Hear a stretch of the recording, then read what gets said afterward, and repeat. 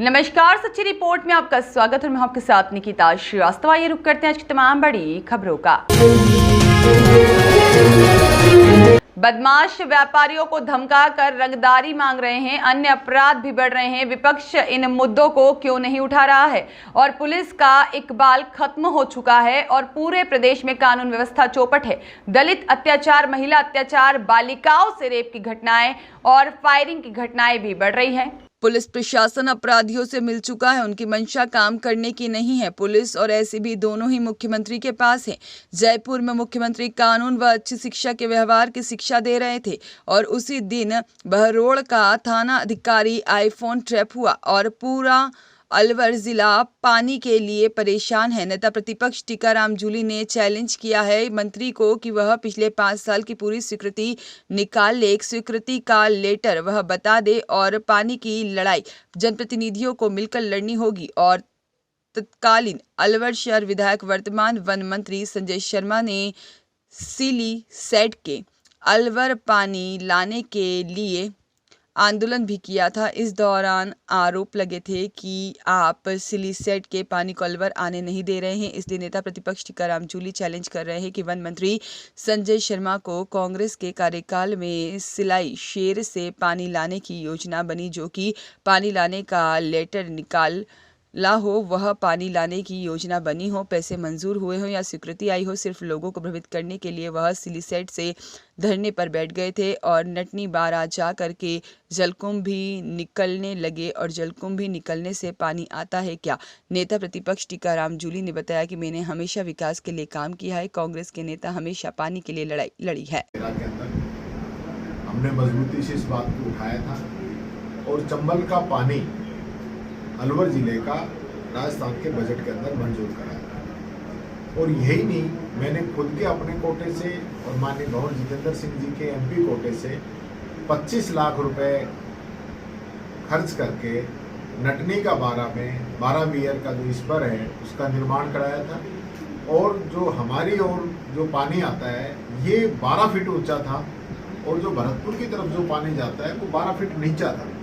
उसको मिट्टी खुदाई करा के लेवलिंग कराई ताकि बरसात का पानी जयसमंद बांध के अंदर आए। और फिर हमने लगभग 4.5 करोड़ रुपए मंजूर कराए। पूरी 12 वीयर नटनी का 12 से लेकर जयसमंद तक इसको खुदवाने का काम किया ताकि यहाँ पे पानी की व्यवस्था सुचारू रूप से हो सके। लेकिन लगातार बारिश नहीं हुई और हमारी दोबारा सरकार नहीं बनी। हमारी सरकार नहीं बनने के बाद में वसुंधरा जी की सरकार आई और वसुंधरा जी के द्वारा इस पूरे मामले को उन्होंने अलवर के साथ 12 जिले और जोड़ते हुए 13 जिलों की ERCP परियोजना बनाकर 39,000 करोड़ की भारत सरकार को भेज दी। क्योंकि नरेंद्र मोदी जी पिछले चुनाव के अंदर अजमेर में और जयपुर में 2 बड़ी जनसभाओं के अंदर ERCP की घोषणा करके गए थे कि मैं ERCP को पूरा करूंगा। लेकिन राजस्थान के जल शक्ति मंत्री रहे, 25 के 25 सांसद रहे, इन सब के बावजूद भारत सरकार ने कोई पहल नहीं की और इस योजना पे रोक लगा दी। क्योंकि पानी की भारी कमी थी, लगातार दिक्कतें आ रही थी। हमने वापस मुख्यमंत्री जी से बात की। मुख्यमंत्री जी ने ये कहा कि अगर भारत सरकार नहीं करती है तो हम इस योजना को पूरा करेंगे। हमने 2 साल कोरोना को झेलने के बाद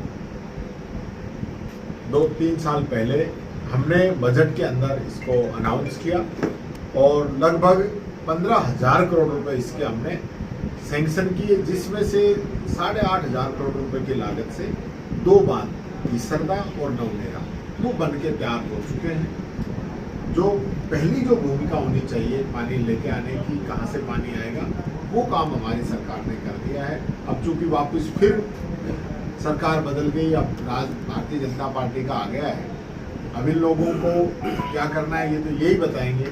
क्योंकि चुनाव से पहले 3 महीने पहले माननीय मुख्यमंत्री जी के सब लोग धन्यवाद यात्राएं कर रहे थे कि हमने ERCP को पूरा कर दिया। अब इसको PKC के नाम से, जो पार्वती, काली सिंध और चंबल के नाम पे PKC इन्होंने की है और MOU हो गया भारत सरकार से, मध्य प्रदेश से। लेकिन आज मैं समझता हूँ लगभग 5 महीने से ज़्यादा समय बीत गया, ये लोग MOU की कॉपी नहीं दिखा पाए। मैं ये कहना चाहूँगा कि विपक्ष की जो भूमिका होती है वो हम पूरी निभाएंगे। अभी बजट सत्र आ रहा है, 8-10 जुलाई को बजट आएगा, उसके बाद जो सेशन चलेगा, अलवर की समस्या राजस्थान की विधानसभा के अंदर गूंजेगी।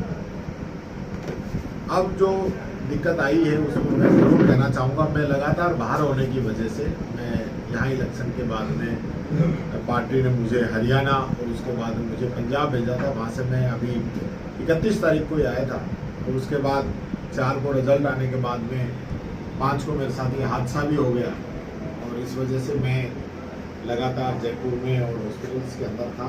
लेकिन अब जो है सदन के अंदर हम भारतीय जनता पार्टी की सरकार को घेरेंगे।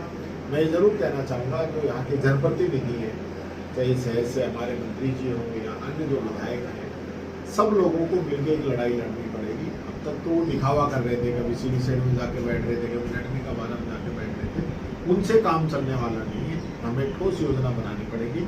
हमें वाटर रिचार्ज के लिए भी काम करना पड़ेगा कि किस प्रकार से वाटर हार्वेस्टिंग सिस्टम है उसको डेवलप किया जाए। हमारे शहर के अंदर जो बावड़ी हैं, कुएं हैं, उनको किस प्रकार से रिचार्ज किया जाए, इस दिशा में ध्यान देने की जरूरत है।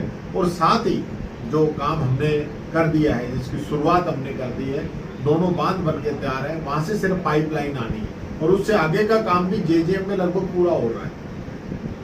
रुपेश शर्मा की रिपोर्ट।